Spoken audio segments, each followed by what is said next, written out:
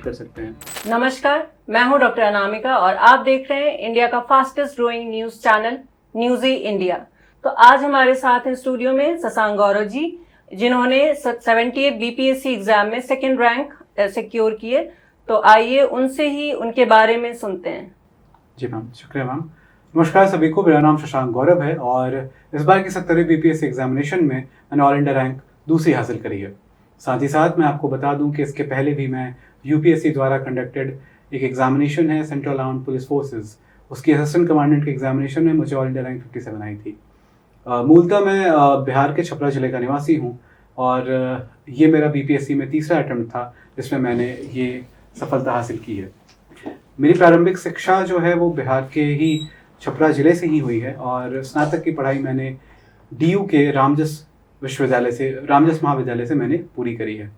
तो आप दिख रहा है कि आप इस परीक्षा को उत्तीर्ण करके कितने उत्साहित हैं। तो मैं जानना चाहूंगी कि आप इस उत्सुकता का श्रेय किसको देना चाहेंगे?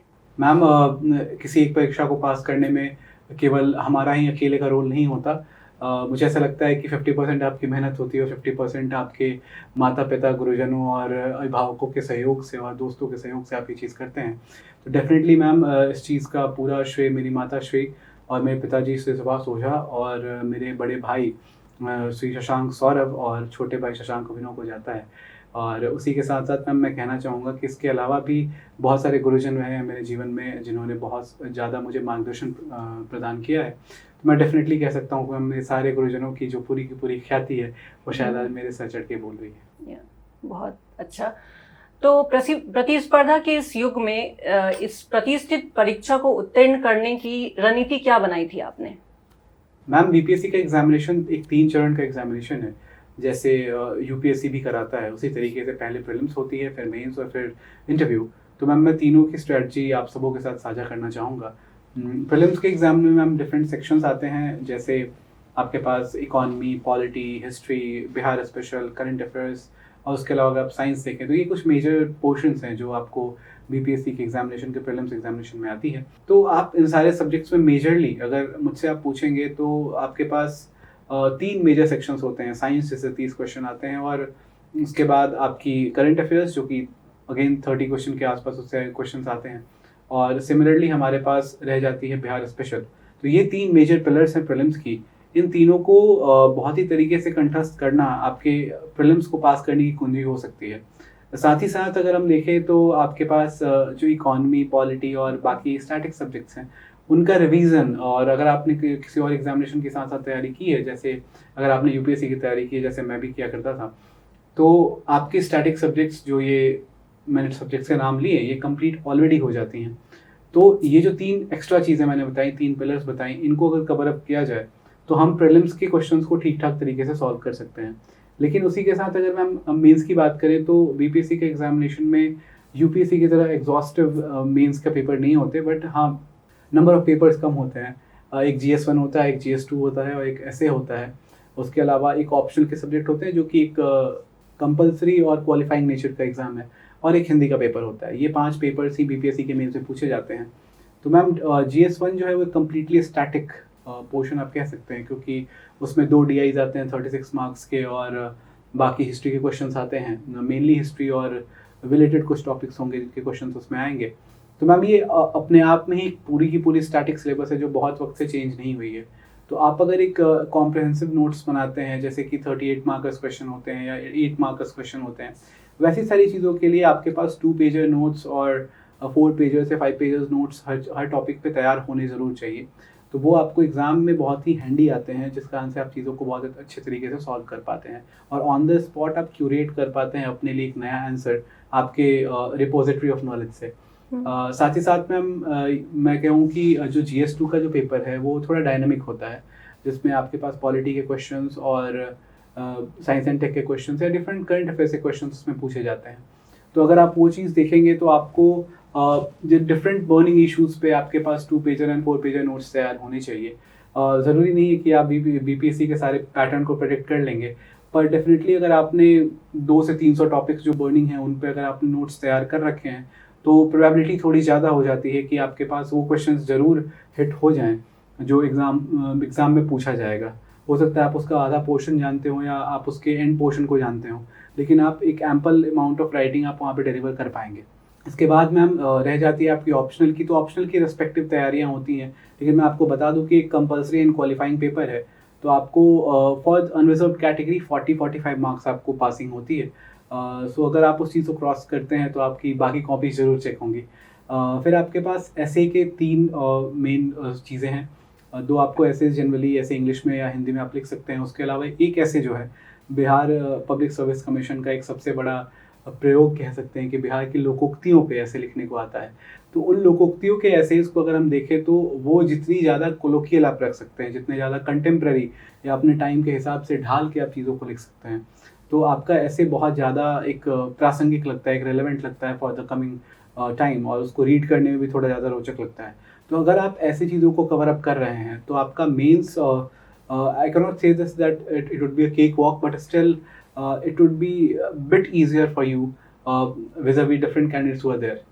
So थोड़ा सा आपको मेंस को इस तरीके से ट्रीट करना है कि आपको हर चीज़ के बारे में एक एम्पल अमाउंट ऑफ राइटिंग आपके पास रेडीमेड होनी चाहिए, सो दैट आपके टॉपिक्स आपसे छूटे ना, और जो भी चीज़ें आपको फास्ट वे में डिलीवर करनी है in that exam hall, in that pressurise situation, वो आप बहुत ही ईजिली तरीके से कर पाएँ। फिर मैम आती है आपकी personality test, that is interview की बात। तो मैम बीपीएससी की इंटरव्यू काफ़ी रोचक हो जाती है। 4 या 5 मेंबर्स की टीम होती है जो आपके इंटरव्यू के लेते हैं। तो वहाँ पे मैम मुझे ऐसा लगता है कि इंटरव्यू यूपीएससी का हो या बीपीएससी का हो, दोनों इंटरव्यूज़ में सबसे बड़ी बात मैम आपकी पर्सनालिटी और उसके आपके पर्सपेक्टिव और आपके ओपिनियंस पे आ जाता है। पर्सनालिटी मैम एक दिन में नहीं बनती, उसके लिए काफ़ी मेहनत लगता है और आप पूरे के पूरे जर्नी में अपनी पर्सनालिटी को शेप कर रहे होते हैं। लेकिन इसके बाद भी आपकी समझ और क्वेश्चन को ग्रैब करके उसके एक एम्पल अमाउंट ऑफ स्पीच और उसके टोनैलिटी और उसके कॉन्फिडेंस के साथ अगर आप डिलीवर करेंगे तो शायद आप इंटरव्यू में बेहतर परफॉर्म कर सकते हैं। मैंने अपनी टोनैलिटी पे और अपने एक फॉर्मल टोन पे भी काफ़ी काम किया था, और क्वेश्चंस और आपके करंट अफेयर्स है, जो भी टॉपिक आपके ऑप्शनल से जनरली इंटरव्यू में क्वेश्चंस आते हैं, अगर आपने उसको ठीक से ब्रशअप किया है और आप उसके जो रिक्वायर्ड फॉर्मेट है या जो अलाउड फॉर्मेट है, या कह सकते हैं कि जो कि रेलेवेंट फॉर्मेट है बेसिकली, उस फॉर्मेट में अगर आप उस आंसर को डिलीवर करते हैं in front of interview board members, तो probably you are very good to go for the interview thing which is concern for BPSC. So in continuation to this, मैं ये जानना चाहूंगी कि अभी नेक्स्ट मंथ में 72nd BPSC pre exam scheduled है, तो उसके लिए आप क्या टिप्स देना चाहेंगे स्टूडेंट्स को? जैसा कि मैंने पहले ही बताया कि प्रीलिम्स के जो 3 मेजर चंक्स होते हैं, फर्स्टली हमारा science, then Bihar special and then current affairs, तो इन तीनों पे सबसे ज़्यादा काम करना चाहिए इन 30 दिनों में, जो कि 72 बीपीएससी के लिए बहुत ज़्यादा इंपॉर्टेंट हो जाती है। तो इस टाइम पे आप क्या क्या कर सकते हैं? बेसिकली 2 मैगजीन्स का यूज़ करें फॉर करंट अफेयर्स, क्योंकि मैं भी रेगुलर नहीं पढ़ता था करंट अफेयर्स, तो शायद आप भी नहीं पढ़ते होंगे। ऐसा नहीं है कि बहुत सारे लोग इस चीज़ में बहुत कंफर्टेबल है कि डेली करंट अफेयर्स पढ़ा जाए। तो मैं पूरे के पूरे साल के 2 मैगजीन्स उठाता था, 2 डिफरेंट पब्लिकेशंस के, और उन्हें रिवाइज़ कर करके मैं चीज़ों को थोड़ा कंठस्थ करने की कोशिश करता था। 2 मैगजीन यानी 2 डिफरेंट ऑथर्स और पब्लिशर्स की पर्सपेक्टिव, 2 ऐसे बुद्धिजीवी लोग जो वाकई में करंट अफेयर्स को बेहतर तरीके से समझते हैं, वो आपको अपना पर्सपेक्टिव। अच्छा, मैं इंटरप्ट करना चाहूंगी, current affairs related to Bihar ज़्यादा इंपॉर्टेंट है या फिर around the globe? Ma'am Bihar current affairs भी इम्पॉर्टेंट है और अराउंड द ग्लोब भी इम्पॉर्टेंट है। अच्छा। क्योंकि मैम बीपीएससी बहुत ही यूनिक एग्जामिनेशन है जहाँ पे बिहार की भी और बाहर की भी करंट अफेयर्स इक्वल अमाउंट में पूछी जाती है। तो वेटेज वाइज कुछ सेग्रीगेशन नहीं है? मैम अगर करंट अफेयर्स से 30 क्वेश्चन आ रहे हैं तो 10 क्वेश्चन लगभग बिहार से डायरेक्टली इनडायरेक्टली होंगे और 20 क्वेश्चन बाहर के होंगे। सो कह सकते हैं 1:2 का रेशियो है। बट स्टिल मैम ये करंट अफेयर्स अगर आप इस तरीके से कवर अप करते हैं तो आप 2 डिफरेंट पर्सपेक्टिव से उसी करंट अफेयर्स को पढ़ रहे हैं, तो आपके पास नई कोई खास चीज़ें बच नहीं जाती हैं। फिर रही बात साइंस की, तो आप कोई भी बुक यूज़ कर सकते हैं। अगर आपके पास अरिहंत की किताब है जिसमें वो एनसीईआरटी को समअप करके रखा हुआ है, या फिर लूसेंट के जो टेबल्स हैं खासकर वो ज़्यादा इंपॉर्टेंट हो जाते हैं, या अगर आप घटना चक्र को सॉल्व कर रहे हैं, साथ ही साथ डिफरेंट टॉपिक्स को जो वहाँ पे हैं उनको अगर आप एनलिस्ट करके और उन इम्पॉर्टेंट टॉपिक्स को बार बार पढ़ रहे हैं, तो probably you are good to go for science. और खासकर 11th और 12th की अगर आपके साइंस कंप्लीट है तो वो डेफिनेटली आपको मदद करता है एग्जाम हॉल में। Then ma'am we have Bihar special, जिसमें 2-3 किताबें मार्केट में हैं। मैंने भी क्राउन पब्लिकेशन की किताब यूज़ की थी, जो कि कॉम्प्रहेंसिवली लिखी गई किताब है, बट स्टिल उसमें भी कुछ खामियां हैं और उसको और कवर अप करना पड़ता है आपको। डिफरेंट इन्फॉर्मेशन जो कि आपको वेबसाइट्स पे मिलती हैं या फिर आजकल तो एआई टूल्स आ गई हैं, उन पे भी मिलती हैं। तो ये सारी चीज़ें अगर इन 3 स्तंभों को, खासकर इन 3 पिलर्स को अगर आप तैयार करते हैं, तो आपको बाकी लोगों से बेहतर एज होगी इस एग्जामिनेशन में। और खासकर मतलब it is very imperative to say that there are 10 questions of mathematics, you have to actually solve them with 100% accuracy, because in that case you are getting 10 marks and becoming 10 marks ahead of all the people who are there. या जी ma'am. अच्छा, तो फिर मेरा next question है कि युवा वर्ग जो प्रतियोगी परीक्षाओं के लिए तैयारी कर रहा है, उनको क्या एक प्लान बी लेकर भी चलना चाहिए, या फिर बस प्रतियोगी परीक्षाओं के लिए जो तैयारी कर रहे हैं उसमें ही लगे रहना चाहिए? मैम इस पे 2 धारणाएं हैं कि प्लान बी लेना चाहिए या प्लान बी नहीं लेना चाहिए। मैं दोनों के प्रोज एंड कॉन्स पे थोड़ी थोड़ी बात करना चाहूँगा, और मैं क्या सोचता था वही बताना चाहूँगा। मैम बहुत सारे ऐसे लोग हैं जो बिना प्लान बी के चीज़ों को तैयार कर रहे हैं, और वहाँ पे सबसे बड़ी दिक्कत क्या है कि वो एक अधर में फंसे हुए हैं, वहाँ से उनका निकलना बहुत मुश्किल है। लेकिन कुछ लोग हैं जो प्लान बी लेके भी चीज़ों को तैयार कर रहे हैं, तो उनके लिए एक ब्रीदर की तरह काम कर सकता है प्लान बी की। अगर आप उनका प्लान ए सक्सेसफुल नहीं हो पाया, तो प्रोबेबली वो अपने प्लान बी को इस तरीके से एग्जीक्यूट कर पाएँ कि उनको प्लान ए को भी ओवरकम कर जाए। तो for me ma'am plan B was there, but ऐसा नहीं था कि मैं प्लान बी पे बहुत ज़्यादा फोकस कर रहा था। मेरा फोकस हमेशा से प्लान ए पे ही रहा, लेकिन हाँ प्लान बी था दैट कुछ तो कर ही लेंगे, इतनी समझ हो गई और इतनी ज़्यादा पढ़ाई कर ली है। So plan B was there definitely, but plan A पे फोकस हमेशा रहा। तो मैं कह सकता हूँ कि आप प्लान बी डेफिनेटली सोच के रखिए कि आपके क्या स्किल सेट्स हैं और आप और क्या कर सकते हैं अपने जीवन में।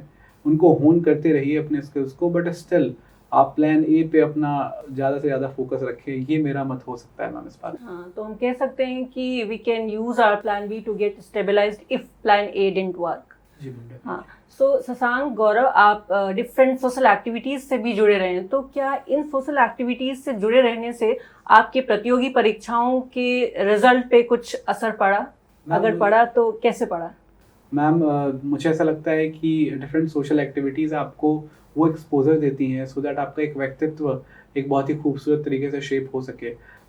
मैं डेफिनेटली मेंशन करना चाहूँगा कि मैं 2 डिफरेंट सोशल कॉजेज़ से जुड़ा हुआ हूँ। पहला द इंडिविजुअल हेल्पिंग हैंड करके राकेश निकल सर की एक इनिशिएटिव है, जहाँ पे वो सीएपीएफ में फिज़िकल और उत्तीर्ण किए हुए बच्चों को फाइनल इंटरव्यू की तैयारी करवाते हैं। वहाँ पे मैं उनके साथ इंटरव्यू की प्रिपरेशन लोगों को हेल्प कर रहा था डिफरेंट एस्पिरेंट्स को। उसके अलावा मैं सर के साथ ही लगनी देवी मेमोरियल फाउंडेशन में चीज़ों को कर रहा था, जहाँ पे बहुत सारे सोशल कॉज वाले इनिशिएटिव्स हो रहे हैं। तो इन दोनों इंस्टीट्यूशंस ने मुझे काफ़ी ज़्यादा मदद की कि मेरी जो व्यक्तित्व है वो एक कुशल प्रशासक के तौर पे सामने वाले को नज़र आए। तो ये दोनों इनिशिएटिव्स मुझे काफ़ी मदद करते हैं, और मैम डेफिनेटली मैं ये कहूँगा कि इनका एक पॉजिटिव इम्पैक्ट ही पड़ा है। अगर आप पूरे दिन में 3-4 घंटे फ़ोन चला सकते हैं, तो 3-4 घंटे क्यों नहीं इन सारे इनिशिएटिव्स में लग के आप अपने पर्सनैलिटी को एक नया आयाम दे सकते हैं। बहुत ही अच्छी बात है। तो शशांक, आपने कितने बच्चों के मॉक इंटरव्यूज लिए अभी, जो जिन बच्चों का फाइनल इंटरव्यू हुआ है, और आप क्या एक्सपेक्ट करते हैं कि कितने बच्चे फाइनल लिस्ट में आपको दिखेंगे मैम जिनको आपने गाइड किया? मैम मैंने 187 स्टूडेंट्स का मॉक इंटरव्यू लिया है, और मुझे ऐसा लगता है कि इस बार उनमें से 100 प्लस बच्चे फाइनल रिजल्ट्स में होंगे। कुछ लोगों का अनफॉर्चुनेटली मेडिकल क्लियर नहीं हुआ सीएपीएफ्स का, but still they would be there, जहाँ पे 100 प्लस बच्चे को हम उम्मीद कर रहे हैं कि वो डेफिनेटली फाइनल लिस्ट में आएंगे। बहुत ही अच्छा नंबर आपने सोच रखा है, एंड आई होप कि वो सारे बच्चे फाइनल लिस्ट में होंगे, यूपीएससी सीएपीएफ फाइनल लिस्ट में। तो शशांक गौरव को हमने बीपीएससी की लिस्ट में देखा, यूपीएससी सीएपीएफ की लिस्ट में देखा, और अब हम इनसे एक्सपेक्ट कर सकते हैं कि यूपीएससी सिविल सर्विसेज की लिस्ट में भी हम इनको देखें। तो आपका इसमें क्या कहना चाहेंगे आप इस पे? मैम मैं हमेशा मानता हूँ, मेरे पिताजी भी कहते हैं कि इंसान को 60% एक सहानुभूति अपने सेटिस्फैक्शन के तौर पे भी होनी चाहिए, और आपको संतुष्ट भी होना चाहिए, पर 40% हमेशा आगे बढ़ने की कोशिश की जानी चाहिए। सो मैम 40% बिल्कुल वो कोशिश रहेगी कि एक और नया दौर लेके आया जाए अपने जीवन का, जहाँ पे मैम वो एग्ज़ाम भी मैं क्रैक कर पाऊँ। मैम सिर्फ मैं इसको कह के और भगवान के पास उछाल देना चाहता हूँ कि शायद ये फल भी उन्हें पसंद आ जाए, मुझे मुझे वो इससे आच्छादित कर दें। एक्चुअली आपने एक्सपेक्टेशंस बढ़ा दिए हम लोगों की, और हम अब ये एक्सपेक्ट करने लगे हैं कि अब आप यूपीएससी सिविल सर्विसेज की फाइनल लिस्ट में, दैट टू अंडर 10, हमें दिखेंगे। बहुत बहुत धन्यवाद मैम, आप सबों के आशीर्वाद से अगर आप तो बिल्कुल। It was a nice talking with Shashank Gaurav. Thank you. Thank you so much ma'am, it was very nice talking to you.